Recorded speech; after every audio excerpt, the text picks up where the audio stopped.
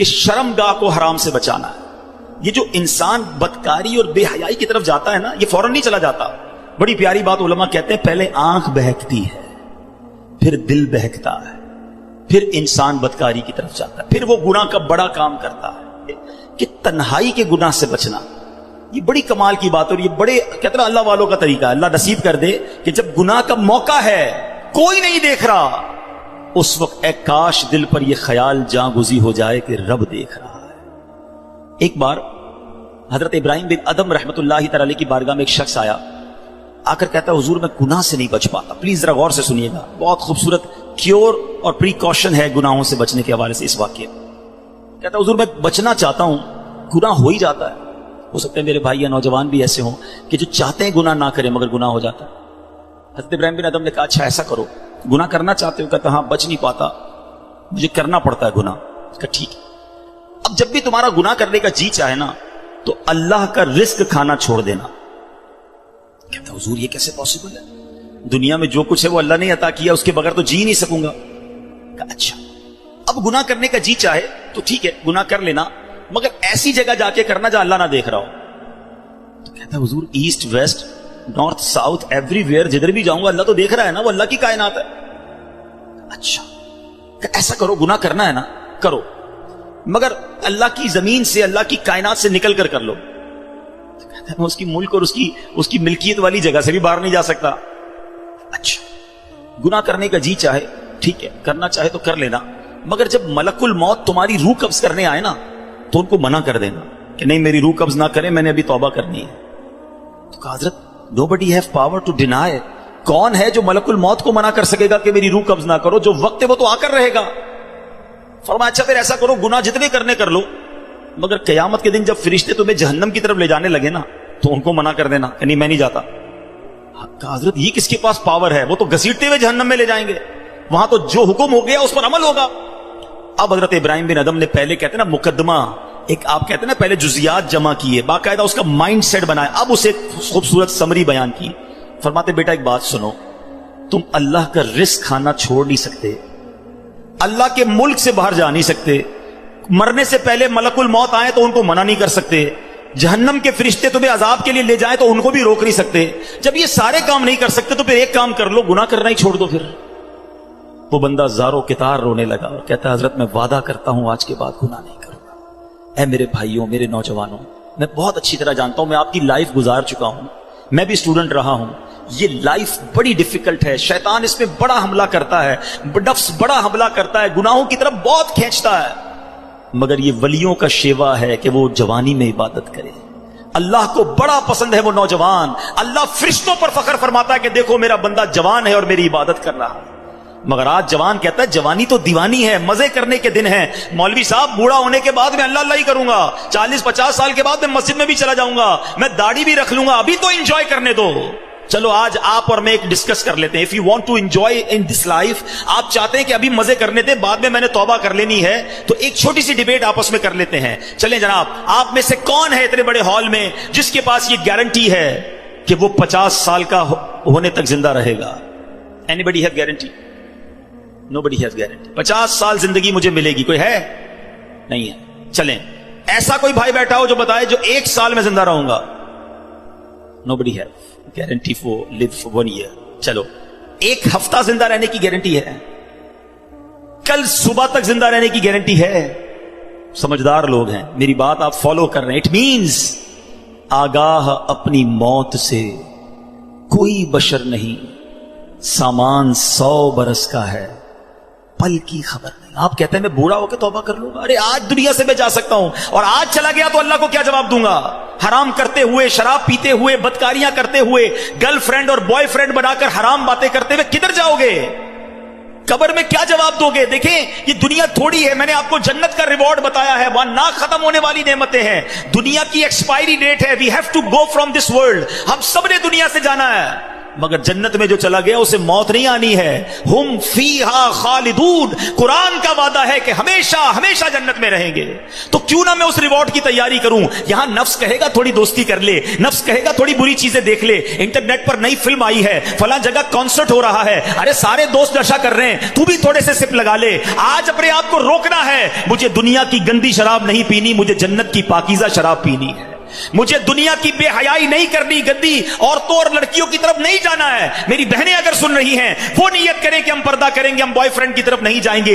انشاءاللہ ہم جنت کی نعمتیں حاصل کریں گے, جنت کا گھر حاصل کریں گے. یہ تھوڑی سی زندگی صبر سے گزار لو, تھوڑی سی زندگی توبہ کر لو. آج تھوڑی دیر ہال فل ہو گیا ہے, مجھے بھی پسینہ آ رہا ہے, آپ کو بھی گرمی لگ رہی ہوگی, مگر مجھے بتائیے قیامت کے دن گرمی کیسی ہوگی جب 50,000 سال کا دن ہوگا, سورج 1.25 میل پر ہوگا, زمین تانبے کی ہوگی, there is no shadow, اللہ کے عرش کے سوا پوری قیامت کے دن کوئی سایہ نہ ہوگا. سبحان اللہ, نبی پاک فرماتے ہیں جس دن اللہ کے عرش کے سوا کوئی سایہ نہ ہوگا, چند خوش نصیب ایسے ہوں گے جنہیں اللہ کے عرش کا سایہ نصیب کیا جائے گا. ان 7 قسم کے لوگوں میں ایک قسم وہ ہے کہ وہ نوجوان جس کی جوانی عبادت میں گزری, قیامت کے دن اللہ کے عرش کا سایہ نصیب ہوگا. پلیز اپنی جوانی کو بچا لو. ایک بزرگ تھے, 100 سال عمر ہو گئی, ان کی آنکھیں بھی صحیح, ان کے دانت بھی صحیح, ان کی سماعت بھی صحیح, ایوری تھنگ پرفیکٹ, جوان. لوگوں نے کہا حضور 100 سال میں تو بندہ بستر سے لگ جاتا ہے, your every part of the body is perfect, یہ کیسے پاسبل ہے؟ کمال کا جواب دیا, کہتے ہیں میں نے جوانی میں اپنے in part of the body کو اللہ کی نافرمانی میں صرف نہیں کیا, بڑھاپے میں اللہ تعالیٰ نے میرے نازا کو سلامت کر رکھا ہے. آپ اچھا بڑھاپا گزارنا چاہتے ہیں نا تو پاکیزہ جوانی گزاریے, خدا را اپنے آپ کو بچائیے. اپنی شرمگاہ کی حفاظت کیسے ہوگی؟ جب آپ حرام دیکھنا بند کریں گے. سرما لگاتے ہوں گے آپ, ٹھیک ہے, سرما لگاتے وقت ہاتھ کانپتا ہے کہ یار تھوڑا سا احتیاط سے لگانا ہے, کہیں آنکھ میں سلائی نہ لگ جائے. اتنی نازک ہے میری اور آپ کی آنکھیں. موٹر سائیکل پر تو جاتے ہیں, کبھی کبھی کچرا آنکھ میں آ جائے, لال ہو جاتی, سرخ ہو جاتی آنکھ. ٹرائی ٹو انڈرسٹینڈ, اتنی نازک آنکھیں ہیں, اور ان آنکھوں کو جو حرام سے فل کر رہا ہے, روزانہ انٹرنیٹ پر نہ جانے کیا کیا دیکھ رہا ہے. حدیث پاک کا مضمون ہے جو اپنی آنکھوں کو حرام سے بھرتا ہے, قیامت کے دن ان کی آنکھوں میں جہنم کی آگ ڈالی جائے گی. کیسے برداشت کریں؟ ہم بہت کمزور ہیں میرے بھائیوں, خدا را توبہ کر لیجیے. اور ہم اللہ سے دعا کرتے ہیں کہ مولا کمزور ہیں, گناہ گار ہیں, بڑی خطائیں ہو گئی ہیں, مالک تیرے دربار میں حاضر ہو گئے ہیں. اللہ پچھلے گناہ معاف کر دے اور اگلی زندگی اچھی عطا کر دے, ہمیں نیک بنا دے. ہم آ جاتے ہیں شیطان کے واروں میں, کمزور ہیں. مالک تو طاقتور ہے, ہماری مدد کر, ہمیں حرام دیکھنے سے بچا, ہمیں حرام سننے سے بچا, ہمیں حرام بولنے سے بچا, ہمیں اپنی اعضاء کو حرام کاریوں سے بچانا نصیب فرما. اور جن خوش نصیبوں کو نبی پاک نے جنت کی گارنٹی دی ہے, اے اللہ ان خوش نصیبوں میں ہمیں بھی شامل فرما لے. یہ بدکاری کتنا برا گناہ ہے. یہ جو لوگ حرام کاری کی طرف جاتے ہیں تھوڑی سی انجوائمنٹ کے لیے, ایسے پروگرامز میں جانا جو آپ کا دل اس طرف لے جائیں حرام کاری کی طرف, ہمیں پہلے پریکاشن کرنی ہوگی کہ تاکہ ہم اس طرف نہ جائیں اور اپنے آپ کو بچا لیں. تو آج میرا میسج یہی ہے, آج میرا پیغام یہی ہے کہ خدا را اپنی زبان کی حفاظت کریں, اپنی آنکھوں کی حفاظت کریں, اپنی پاکیزگی کی حفاظت کریں, نہ جائیں حرام کاریوں کی طرف. اب اس میں بہت بڑا پرابلم پتہ ہے کیا ہے؟ یہ باتیں سن کر ہو سکتا ہے, I'm not sure کہ سب کا ذہن بن رہا ہو, مگر ایسے سعادت مند بھی ہوں گے جن کا یہ ذہن بن رہا ہوگا کہ یہ ٹھیک بات کر رہے ہیں, مجھے اکیلے قبر میں جانا ہے اور اپنی کرنی کا جواب اکیلے ہی دینا ہے. اب اگر مجھے اپنی قبر روشن کرنی ہے تو مجھے ان گناہوں سے بچنا ہوگا. یاد رکھو, جس طرح فیوچر برائٹ کے بارے میں سوچتے ہو نا کہ برائٹ فیوچر ہو جائے, کبھی برائٹ گریو کے بارے میں سوچا میری قبر بھی برائٹ ہو جائے, کیونکہ قبر 2 طرح کی ہوگی. There are only 2 types of graves. رسول اللہ صلی اللہ علیہ وسلم فرماتے ہیں قبر 2 طرح کی ہوتی ہے, حدیث پاک کا مضمون ہے, یا تو جنت کا باغ یا دوزخ کا گھڑا. Now it's up to you which type of grave you like to live. کتنے سال قیامت تک کے لیے اس قبر میں رہو گے اور کیسے رہو گے؟ جہنم کے گھڑے میں, سانپ اور بچھوؤں میں, یا جنت کے باغ میں؟ یہ آپ نے ڈیسائیڈ کرنا ہے. اب پرابلم کیا ہے کہ اس طرح کی سپیچز, اس طرح کے پروگرامز دل پر اثر کرتے ہیں, مگر جب یہاں سے فارغ ہوں گے تو وہی دوست ہیں, وہی گیدرنگ ہے. یار چھوڑو یار, مولوی صاحب تو ڈرانے والی باتیں کر رہے تھے, پھر چلتے انجوائے کرتے ہیں. اب بندہ کہ یار میں ذرا نماز پڑھنے جا رہا ہوں, ارے کیا مولوی ہو گیا ہے, بار بار نماز پڑھ رہا ہے. ایسے دوست جو ہے نا وہ ہمیں نیک نہیں بننے دیں گے. اگر آپ کا یہ ذہن بن گیا ہے کہ میں نے نیک بننا ہے, اللہ کو راضی کر کے جنت میں جانا ہے, آپ پڑھائی کے لیے کیا کرتے ہیں؟ کیا آپ نے اگر اچھے مارکس لینے ہیں उन डल दोस्तों के साथ बैठते हैं जो पढ़ते नहीं है, या आप उन लोगों को ढूंढते हैं जो पढ़ाकू होते हैं, जिनके पास नोट्स बने हुए होते हैं कि यार इनके साथ बैठूंगा तो अच्छी सबक की तैयारी हो जाएगी, ये अच्छे स्टूडेंट से मैं भी अच्छा बन जाऊंगा। दुनिया में जब आपको ये पता है कि अच्छों की सोहबत अच्छा बनाती है, तो अगर आखिरत की तैयारी करनी है ना मेरे भाइयों, मेरे इस्लामी भाइयों, तो आपको नेकों की सोहबत इख्तियार करनी है। वो दोस्त किस काम के जो नमाज पढ़ने पर मेरा मजाक हो रहा है, मुझे तो वो दोस्त चाहिए कि मैं नमाज के लिए ना जाऊं तो मुझे याद दिलाए कि भाई चल दोनों भाई नमाज पढ़ते हैं, जन्नत में जाना है। खुदारा ऐसी कंपनी ढूंढो, उस कंपनी से अपने आप को बचाइए।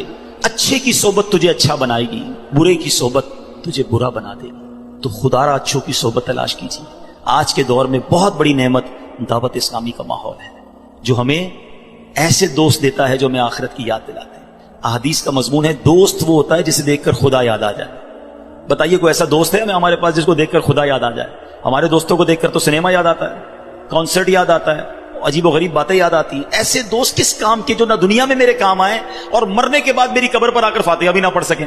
हमने देखा है कि किसी का जनाजा हो तो दोस्त बाहर खड़े होते हैं, लोग कहें यार आप जनाजा पढ़ें, कहते यार हमें तो पढ़ना ही नहीं आता। ऐसे दोस्त किस काम के जो मेरा जनाजा ना पढ़ सके।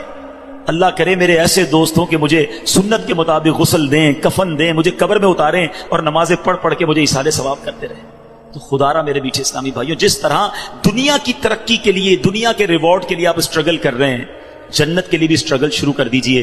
अच्छी कंपनी इख्तियार कीजिए और दावत इस्लामी का माहौल आपके सामने है। हमारी बुक्स पढ़ना शुरू कर दें, वेबसाइट को विजिट करें, तो इंशाल्लाह बहुत कुछ सीखने वाले बन जाएंगे। अल्लाह ताला मुझे और आपको अमल करने की तौफीक अता फरमाए। अपनी ज़बान, अपनी शर्मगाह और दीगर जिंदगी, अपने पार्ट्स ऑफ द बॉडी की हमें हिफाजत करने की तौफीक अता फरमाए। मदनी चैनल पाबंदी से देखते रहिए, इंशाल्लाह उससे बहुत कुछ इस तरह की स्पीचेस सुनने को मिलती रहेंगी और आपको फायदा होगा। वीडियो देखने का शुक्रिया। अगर आप चैनल पर नए हैं तो सब्सक्राइब कर लें और साथ ही साथ बेल आइकन पर भी क्लिक कर दें ताकि यूट्यूब हमारी हर वीडियो का नोटिफिकेशन सबसे पहले आपको भेज दे। जज़ाकल्लाह। यकीन करें ये आयत जितनी बार मैंने पढ़ी है ना, अब आप इसका तर्जुमा सुनिएगा। जब भी परेशानी में हो, किससे मदद तलब करनी है यार? हल करने वाला कौन है? हल्लल मुश्किलात कौन है? कादियल हाजात कौन है मुसीबतों को दूर करने वाला, रोजी के दरवाजे खोलने वाला कौन? मेरा रब है। अरे जिसने हल करना है वो ऐलान फरमा रहा है, और उसका ऐलान सुनो क्या है, झूम जाओ। अल्लाह फरमाता है और जो अल्लाह से डरे अल्लाह उसके लिए नजात की राह निकाल देगा, निकलेगी राह। आपको यकीन, मैं बहुत सारी चीजें बयान में नहीं कर सकता, मगर मैंने अपनी जिंदगी में एक्सपीरियंस किए हैं। घर बिक गया, गाड़ियां बिक गई, घर का सोना बिक गया, बंदा रोड पर आ गया, वो सोच भी नहीं सकता था कि मैं फिर खड़ा हो जाऊंगा। अल्लाह से लौ लगाए रखी, अल्लाह ने फिर खड़ा कर दिया, फिर पहले से ज्यादा अता किया। उसकी अकल देखिए ना, मेरी और आपकी अकल महदूद है, उसकी अकल काम ही नहीं कर रही आज भी कि मैं तो सब कुछ लुटा बैठा था, आज फिर कैसे सब आ गया। क्यों? अब अगली आयत का जुज़ पढ़िए, और उसे वहां से रोजी देगा जहां उसका गुमान ना हो। आपकी इमेजिनेशन नहीं होगी, अल्लाह उधर से देगा, गुमान भी नहीं होगा। और अल्लाह फरमाता है जो अल्लाह पर भरोसा करे तो वो उसे काफी है। अल्लाह काफी है, भरोसा करो उस पर। प्रॉब्लम ये, हमें सब पर भरोसा है, हमें किसी और इदारे पर भरोसा है, हमें किसी और शख्सियत पर भरोसा है, हमें किसी दोस्त पर भरोसा है। यार ये मेरा हाथ पकड़ लेना, मेरे मसले हल कर देगा, ये मेरे पीछे खड़ा है, मेरा प्रॉब्लम सॉल्व हो जाएगा, मैं इस इदारे में चला जाऊं, मेरे मसाइल सारे हल हो जाएंगे। क्यों? तुम्हें सब पर भरोसा है, अपने रब पर भरोसा नहीं है। जिस दिन रब पर भरोसा कर लिया ना, उस दिन तबीयत हरी भरी भरी हरी हो जाएगी। अल्लाह के फैसलों पर यकीन करना आ गया, मुश्किलें आसान हो जाएंगी। हालांकि बचपन से एक जुमला सुना है, दाने दाने पे लिखा है खाने वाले का नाम। सुना है ना? ईमान क्यों नहीं है? आपका मेरा रिस्क जो है ना, वो मौत की तरह मुझे और आपको तलाश कर रहा है, मिलकर रहेगा। अल्लाह ताला ने कुरान मजीद में इरशाद फरमाया ना, सुभान अल्लाह। आयत कुरानी एक और आपको सुनाता हूं कि हम सबका रिस्क कैसे लिखा हुआ है। अल्लाह तबारक व तआला कुरान मजीद फुरकान हमीद में उसने वादा फरमा लिया है, वमा मिन दाब्बतिन फिल अर्दि इल्ला अलल्लाहि रिस्कुहा। तर्जुमा कंजुल ईमान, और जमीन पर चलने वाला कोई ऐसा नहीं है जिसका रिस्क अल्लाह के जिम्मे करम पर ना हो। सिर्फ मैं नहीं, चूंटियां, मकोड़े, सांप, बिच्छू, जानवर, मछलियां, एवरीथिंग। माँ के पेट में बच्चे को रिस्क पहुंचाना उसकी जिम्मेदारी। बड़ा प्यारा जुमला किताबों में लिखा, वो चूंटी को कुन और हाथी को मन है, वो रब अता फरमाता। जिसको जितना चाहिए, हाथी को मन चाहिए होता है, चूंटी को दाना चाहिए होता है, सबको वो रब अता फरमाता। वादा उसने किया है।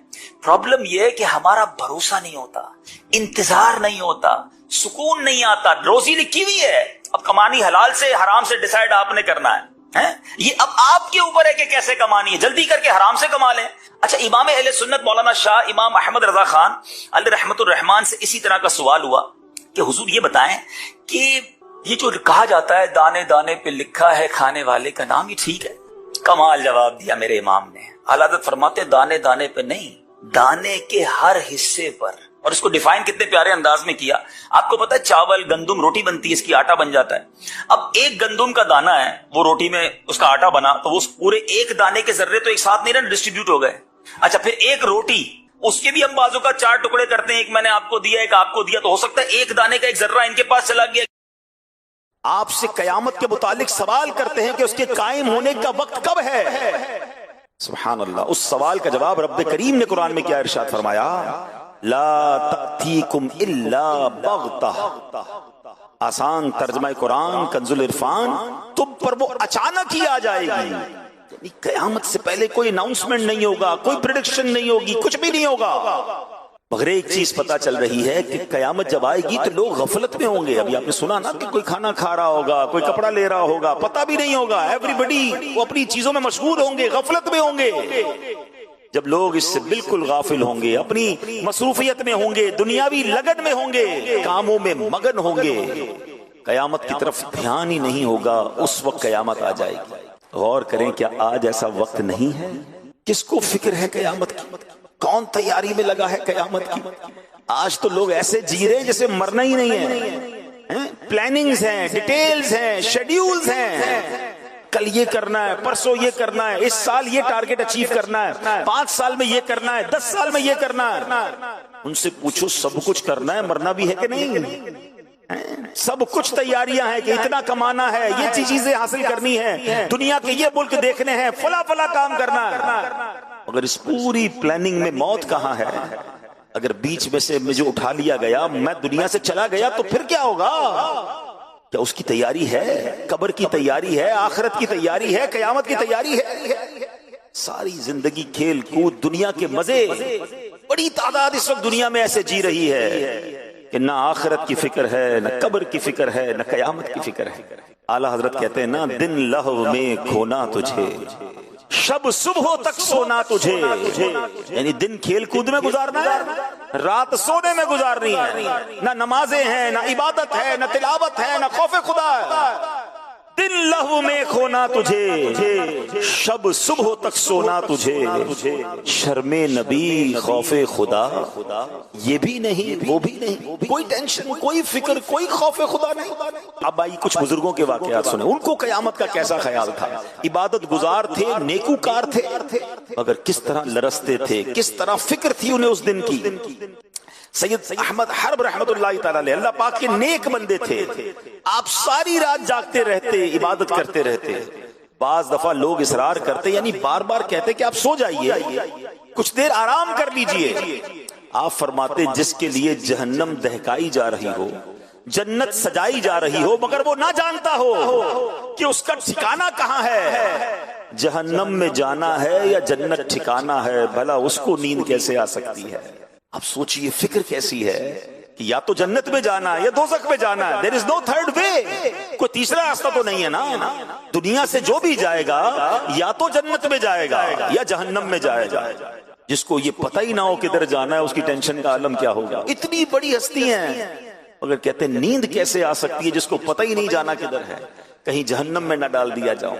یہ تھے ہمارے اسلاف، اس طرح آخرت کی تیاری میں زندگی گزارتے تھے۔ وہ لوگ سوچیں جو بالکل غفلت میں زندگی گزار رہے ہیں، کوئی فکر نہیں ہے، نہ نمازیں ہیں، نہ عبادت ہے، بلکہ ایسے لوگوں سے آخرت کی، موت کی، قیامت کی بات کرو۔ ہو سکتا ہے اس وقت بھی کوئی میرا بیان سن رہا ہو تو ہو سکتا ہے شیطان دل میں خیال ڈالے، یا مولانا صاحب کو کیا ہو گیا ہے، کیوں قیامت کی بات کر رہے ہیں، کیوں مرنے کی بات کر رہے ہیں۔ بات کرو تو بھی ان کو برا لگتا ہے۔ اللہ کے بندو، ہم بات نہیں کریں گے تم مرنے سے بچ جاؤ گے، ہم ذکر نہیں کریں گے تم قیامت کے دن پیش ہونے سے نکل جاؤ گے۔ قیامت کی ریممبرنس کا، قیامت کو یاد کرنے کا کیسا شاندار نظام ہمارے قرآن کریم اور شریعت نے بنایا۔ ہم روزانہ نماز پڑھیں، بار بار سورہ فاتحہ پڑھیں اور ہر رکعت میں پڑھیں، اور اس سورہ فاتحہ میں بار بار قیامت کو یاد دلایا گیا، مالک یوم الدین۔ کون سا دن؟ کون سے دن کا مالک؟ یوم جزا کا مالک، یعنی قیامت کے دن کا مالک. پڑھتے ہو نا الحمدللہ رب العالمین الرحمن الرحیم مالک یوم الدین، یوم جزا کا مالک. یاد رہے کہ قیامت آنے والی ہے، مجھے پیش ہونا ہے، مجھے وہاں کی تیاری کرنی ہے. کیسا یاد تھا بزرگان دین کو. ایک بار حضرت عمر بن عبدالعزیز، کتنا بڑا نام ہے، اتنی بڑی ہستی ہیں، آپ ایک مرتبہ رونے لگے. آپ کو روتا دیکھ کر آپ کی زوجہ محترمہ بھی رونے لگی، بعد میں دیگر گھر والے بھی رونے لگے. کیسے لوگ تھے. ادھر ساری رات ناچ گانے ڈھول تماشے، پوری فیملی ناچ رہی ہوتی. یہ تو سنا ہم نے کہ فلاں کے گھر میں ساری رات فلمیں ڈرامے گانے باجے ناچ گانے ہوتے رہے. یہ کیسا گھرانہ ہے کہ خود بھی رو رہے ہیں، زوجہ بھی رو رہی، بچے بھی رو رہے ہیں. جب رونے کا سلسلہ رکا تو پھر پوچھا گیا کہ حضور آپ رو کیوں رہے ہیں، یہ تو بتائیں. گھر والے پوچھتے ہیں امیر المومنین آپ کیوں رو رہے ہیں؟ تو فرمایا مجھے بارگاہ الہی میں حاضر ہونا یاد آ گیا، جس کے بعد کوئی جنت میں جائے گا تو کوئی دوزخ میں. یہ کہہ کر آپ نے چیخ ماری اور بے ہوش ہو. ذرا سوچئے تو صحیح کہ اگر آج یہ اعلان ہو جائے کہ آج رات کو یہ فیصلہ ہو جائے گا کہ کوئی یا تو جیل میں جائے گا یا تو کسی کو محل دے دیا جائے گا. ہر کسی کے بارے میں آج رات یہ فیصلہ ہوگا. بتائیے وہ رات کیسی گزرے گی، وہ دن کیسا گزرے گا کہ پتہ نہیں صبح میں جیل میں ہوں گا یا صبح میں محل میں ہوں گا. نہ دنیا کی جیل ایسی ہے جو جہنم کی قید ہے، وہ تو تصور ہی نہیں کی جا سکتا کتنا بڑا عذاب ہے. یا نہ دنیا کے کسی محل میں وہ آسائشیں اور برکتیں ہیں جو جنت کے خزانوں میں ہے. اتنی بڑی نعمت یا تو ملے گی یا اتنی بڑی سزا ملے گی. ایسے شخص کو کتنی کوشش کرنی چاہیے اللہ کو راضی کرنے کے لیے. ایسے شخص کو اس قیامت کے دن کی تیاری کتنی کرنی چاہیے. اگر بہت بڑی تعداد ہے جن کو فکر ہی نہیں ہے، لیکن قیامت آنی ہے. اور قیامت کے علم کو پتہ ہے کیوں چھپایا گیا؟ میں نے کہا تھا بیان کے شروع میں کہ آج میں آپ کو تاریخ، دن اور مہینہ بتاؤں گا، اور یہ سرکار دو عالم صلی اللہ علیہ وسلم نے بتایا. نبی پاک نے قیامت آنے کا دن بھی بتایا. دن فرمایا جمعے کا دن ہوگا. تاریخ بھی بتائی، فرمایا 10 تاریخ ہوگی. مہینہ بھی بتایا، وہ مہینہ محرم الحرام کا ہوگا. صرف سال نہیں بتایا ہے، ٹھیک ہے، 10 محرم اور جمعے کا دن ہوگا جب قیامت آئے گی. اور فرمایا کیوں نہیں بتایا؟ اس کی وجہ یہ علماء فرماتے ہیں تاکہ ہم ہر وقت ڈرتے بھی رہیں، قیامت کی تیاری میں مصروف رہیں، غافل نہ ہو جائیں. کسی سال بھی آ سکتی ہے، ہمیں تیار رہنا ہے. اے میرے پیارے اسلامی بھائیوں، ہاں پیارے آقا علیہ الصلوۃ والسلام نے مختلف مقامات پر مختلف حدیثوں میں قیامت کی نشانیاں بیان کی. قیامت سے پہلے یہ باتیں ہیں جو ہو جائیں گی، اور ان میں سے بہت ساری نشانیاں ہو چکی ہیں. آج ہم اپنے بیان میں قیامت کی کچھ نشانیوں کے بارے میں جانیں گے. ان حدیثوں سے ہمیں بہت کچھ سیکھنا بھی ہے، اور اپنی پریپریشن کو، اپنی تیاری کو، قیامت کے دن کی اللہ کی بارگاہ میں پیش ہونے کے معاملے کو اور ہم نے تیار کرنا ہے. ٹھیک ہے ہم شاید قیامت تک زندہ نہ رہیں، ہمیں نہیں پتا کہ ہماری زندگی میں ہم قیامت دیکھیں گے، کیونکہ ابھی بہت بڑی بڑی نشانیاں باقی ہیں. مگر قبروں میں جانے کے بعد اٹھایا تو جائے گا نا یوم القیامت. اس دن جب پیش کیا جائے گا، اس دن ہمارے ہاتھ میں کیا ہوگا؟ کیا سیدھے ہاتھ میں نامہ اعمال ملے گا یا الٹے ہاتھ میں دیا جائے گا؟ کیا جنتیوں کی لائن میں کھڑا کیا جائے گا یا معاذ اللہ دوزخیوں کی لائن میں کھڑا کیا جائے گا؟ کیا نبی پاک کے ہاتھوں جام کوثر ملے گا یا پیاسے ہی رہ جائیں گے؟ کیا اللہ کے عرش کا سایہ ملے گا یا دھوپ میں کھڑے رہ جائیں گے؟ یا ان خوش نصیبوں میں ہوں گے جنہیں نبی پاک اپنے ساتھ جنت میں لے جائیں گے؟ سوچئے تو صحیح کیسا منظر ہوگا. اس دن کی تیاری کرنی ہے. اور کئی مقامات پر قرآن مجید فرقان حمید میں حدیثوں میں ہمیں بتایا گیا ہے کہ اس دن کی تیاری میں لگ جاؤ. اس دن ذلیل و رسوا نہیں ہونا ہے. اعلیٰ حضرت امام اہل سنت نے بڑی پیاری پیاری دعائیں اپنے اشعار میں لکھی، اور کئی بہت سارے مقامات پر ہمیں جھنجھوڑا بھی ہے، ہمیں سمجھایا بھی ہے کہ اس دن کی تیاری کر لو، کہیں اس دن پشیمان نہ ہو جائیں، اس دن مارے نہ جائیں. اللہ کی بارگاہ میں دعا کرتے ہیں یا اللہ ہمیں قیامت کی رسوائی سے بچائیو، قیامت کی پریشانی سے بچائیو. میرے مولا قیامت کی پیاس سے بچانا، قیامت کی گھبراہٹ سے بچانا. اے اللہ جن خوش نصیبوں کو تیرے عرش کا اور نبی پاک کے پرچم کا سایہ نصیب ہو جائے، ان خوش نصیبوں میں ہمیں بھی شامل فرما لے. یا الہی گرمی محشر سے جب بھڑکے بدن، دامن محبوب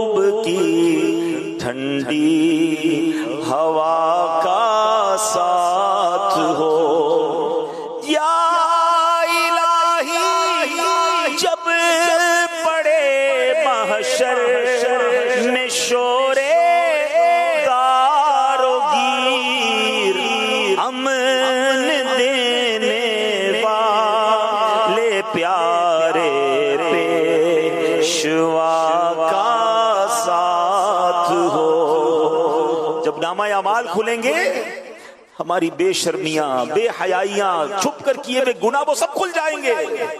اللہ سے دعا کرتے ہیں اللہ اس دن بھی ہمارے عیب چھپائی رکھنا. یا الہی رنگ لائیں جب جب میری بے باکیاں، ان کی نیچی نیچی نظروں کی حیا کا ساتھ ہو. یا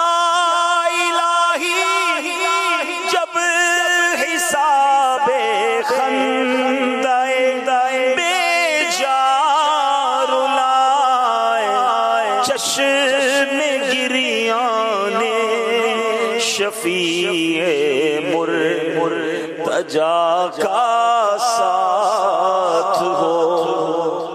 آمین آمین یا رب العالمین. اس دن کی تیاری کرنی ہے. اس دن کا ٹارگٹ یہ ہونا چاہیے کہ مجھے جنتیوں کی لائن میں کھڑا ہونا ہے. ایسی زندگی گزار کر جاؤں کہ نامہ اعمال سیدھے ہاتھ میں دیا جائے. اس دن چہرہ سیاہ نہ پڑ جائے. اس دن نامہ اعمال کھلے تو شرمندگی کا سامنا نہ ہو جائے. اے میرے پیارے اسلامی بھائیو، آئیے اب نبی پاک کی کچھ حدیثیں سنیں جس میں سرکار دو عالم صلی اللہ علیہ وسلم نے قیامت سے پہلے کیا کیا ہونا ہے بیان فرمایا. صحابی رسول حضرت ابو موسیٰ اشعری رضی اللہ تعالیٰ عنہ سے روایت ہے، رسول اکرم نور مجسم صلی اللہ تعالیٰ علیہ وسلم نے فرمایا قیامت سے پہلے فتنے یوں اٹھیں گے جیسے رات میں تاریکی چھا جاتی ہے. اس وقت آدمی صبح کو مومن مگر شام کو کافر ہوگا، شام کو مومن اور صبح کو کافر ہوگا. اس دور میں بیٹھا شخص کھڑے ہوئے سے، کھڑا ہوا چلنے والے سے، اور چلنے والا دوڑنے والے سے بہتر ہوگا. یعنی پیارے اسلامی بھائیوں بتایا کہ ایک نشانی یہ ہے کہ فتنوں کی کثرت ہوگی، اتنی کثرت ہوگی. اللہ اکبر. اب یہ نشانی کیسے نظر آ رہی ہے؟ پوری آب و تاب سے یہ نشانی پوری ہوتے ہوئے نظر آ رہی ہے. کتنے فتنے ہیں، اللہ اکبر. کہیں لا دینیت کا فتنہ ہے، کہیں جناب اسلام کے خلاف سازشیں ہو رہی ہیں، کہیں مسلمانوں کو غیر مسلم بنانے کی پلاننگ ہو رہی ہے، مسلمان بچوں کے دین و ایمان پر کہیں اسکول کالجز میں نصاب کے ذریعے حملے ہو رہے ہیں، دہریت کو پھیلایا جا رہا ہے. معاذ اللہ کہیں اسلام کا نام لینے والے ختم نبوت کے بارے میں جناب لوگوں کا ذہن خراب کرنے کی کوشش کر رہے ہیں. کہیں ایسے ہیں جو کلمہ تو پڑھتے ہیں مگر صحابہ کے خلاف باتیں کرتے نظر آ رہے ہیں. کہیں ایسے ہیں جو کلمہ پڑھتے ہیں مگر اہل بیت اطہار کے خلاف بات کرتے نظر آ رہے ہیں. اللہ اکبر. اسلامی لبادہ ہے، بات قرآن و حدیث کی کر رہے ہیں اور ایمان پر ڈاکہ ڈالنے کی کوشش ہو رہی ہے. گویا ہر طرف سے فتنوں کا انبار ہے اور ہم ہیں کہ غفلت میں جی رہے ہیں. ٹینشن ہی کوئی نہیں ہے، سب کی سننی ہے، سب کے پاس بیٹھنا ہے، سب سے دوستی لگانی ہے. ارے جناب کوئی مسئلہ نہیں. مسئلہ ہے قیامت سے پہلے آقا فرماتے حال کیا ہوگا؟ کوئی صبح کو مومن ہوگا، شام کو کافر ہوگا، شام کو مومن ہوگا، صبح کو کافر ہوگا. یعنی ہر طرف سے ایمان کے ڈاکو ڈاکے ڈال رہے ہوں گے. سیدی اعلیٰ حضرت امام اہل سنت نے 100 سال پہلے بات فرمائی تھی. کہا سونا جنگل، رات اندھیری، چھائی بدلی کالی ہے، سونے والوں جاگتے رہیو، چوروں کی رکھوالی ہے. آنکھ سے کاجل صاف چرا لیں یا وہ چور بلا کے ہے. تیری گٹھڑی تاکی ہے اور تو نے نیند نکالی ہے. کیا فرمایا؟ آنکھ سے کاجل چرا لیں گے. کتنا زبردست محاورہ استعمال کیا. آنکھ کے اندر لگا ہوا کاجل اور سرما کون چرا سکتا ہے؟ فرمایا ایسے بلا کے چور ہوں گے تمہیں پتہ ہی نہیں چلے گا اور تمہارا مال لے جائیں گے، تمہارا ایمان لے جائیں گے، تمہارا عقیدہ لے جائیں گے. کیونکہ علم دین تو ہے نہیں، علماء کرام کی صحبت ہے نہیں، دین پر پختگی کا ذہن ہے نہیں، ایمان جناب کتنی بڑی چیز ہے اس کی حفاظت کی فکر ہی نہیں ہے. یہ سب کچھ ہو رہا ہے اور نبی پاک نے 1450 سال پہلے کم و بیش بتا دیا تھا کہ ایسے فتنے ہوں گے. مگر کیا ہم اس وقت کانشیس ہیں؟ ہم اس میں فکر مند ہیں کہ میرا ایمان بچ جائے، میرا عقیدہ بچ جائے؟ اچھا جناب میرا بچ گیا، میرے بچوں کا بچ جائے. اتنی بڑی تعداد میں لوگ یہاں بیٹھے ہیں، ان میں سے بہت سارے بڑی عمر کے ہیں، ماشاءاللہ بچپن سے دینی ماحول میں یا جوانی میں دینی ماحول میں آ گئے، مگر آج کا نوجوان کہاں ہے؟ ہماری اپنی اولاد کہاں ہے جو اسکول کالج اور دوستوں میں سارا دن اور رات گھوم رہے ہیں؟ ان کے ایمان اور عقیدے کی کون فکر کرے گا؟ انہیں کون دین کی بات بتائے گا؟ کیونکہ سوشل میڈیا کا زمانہ ہے، ہر بندے کے ہاتھ میں سوشل میڈیا ہے اور سب کی سننے کا ذہن بن گیا ہے۔ یاد رکھیے گا کہ یہ ایمان چھیننے کی سازشیں ہو رہی ہیں، ہمیں ایمان کی حفاظت کرنی ہے، فتنوں سے اپنے آپ کو بچانا ہے۔ اللہ اکبر، بخاری شریف کی حدیث سنیے، اس حدیث سے اور سمجھ آئے گا کہ جب ہر طرف سے فتنے ہوں ہمیں کیا کرنا چاہیے؟ ہمیں سائڈ پر ہو جانا چاہیے، فتنوں کی طرف جانا نہیں ہے۔ نبی پاک فرماتے ہیں، اللہ کے آخری نبی رسول ہاشمی صلی اللہ تعالی علیہ وسلم نے فرمایا، ان قریب ایک زمانہ آئے گا کہ اس وقت مسلمان کا بہترین مال بکری ہوگا۔ کیا ہوگا؟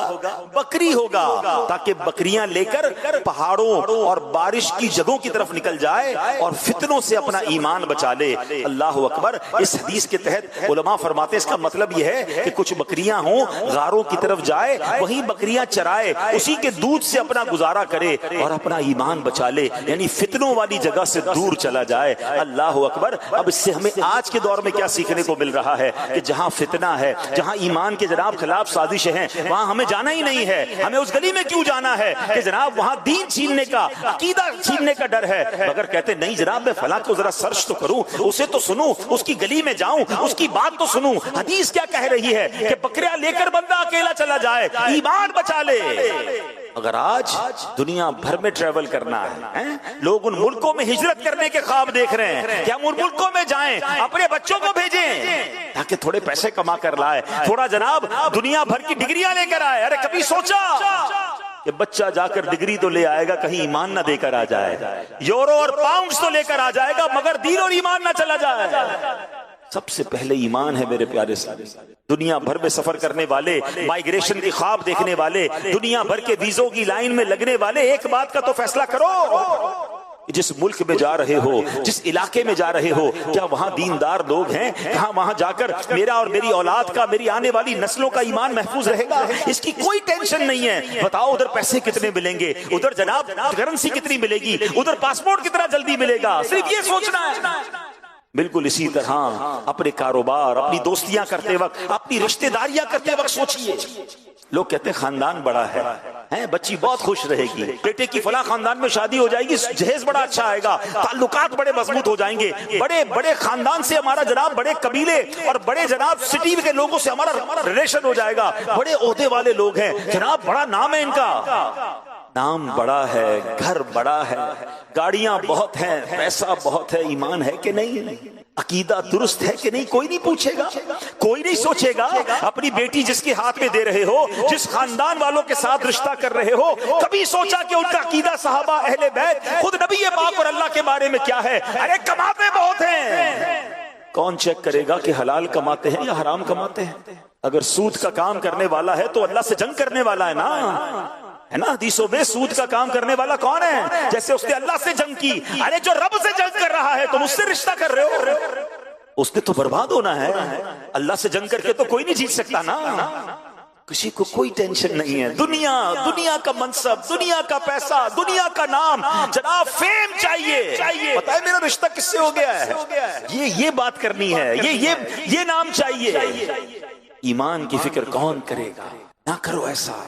کاش یہ بات ہمارے ذہن میں بیٹھ جائے کہ رشتہ کرنا ہے، کاروبار کرنا ہے، کسی ملک میں شفٹ ہونا ہے، ایون پاکستان کے کسی علاقے میں جو مائیگریٹ کرنا ہے، نیا گھر لینا ہے، پہلے دیکھوں عاشقان رسول کی مسجد قریب ہے کہ نہیں، بچے پیدا ہوں گے تو مدرسہ قریب ہے کہ نہیں، جہاں میرے بچوں کا دین، ایمان اور عقیدہ محفوظ رہے گا۔ ارے آج میں ہوں، میرے بچوں کو سنبھال رہا ہوں، کل میری آنکھیں بند ہونی ہیں، مجھے دنیا سے جانا ہے، میرے بعد میرے بچوں کا کیا ہوگا، میرے بچوں کے بچوں کا اس ملک اور اس علاقے میں کیا ہوگا، کوئی نہیں سوچ رہا۔ اچھا آج اچھے خاصے دیندار لوگوں کو کہیں کہ یار آپ فلاں کے ساتھ اٹھتے بیٹھتے ہیں تو آپ کا دوست بد عقیدہ ہے، آپ کا دوست بے ایمان ہے، آپ کا دوست معاذ اللہ گستاخ صحابہ یا گستاخ اہل بیت ہے، اور جناب نبی پاک کے بارے میں، دین کے بارے میں اس کی خیالات اچھے نہیں ہیں۔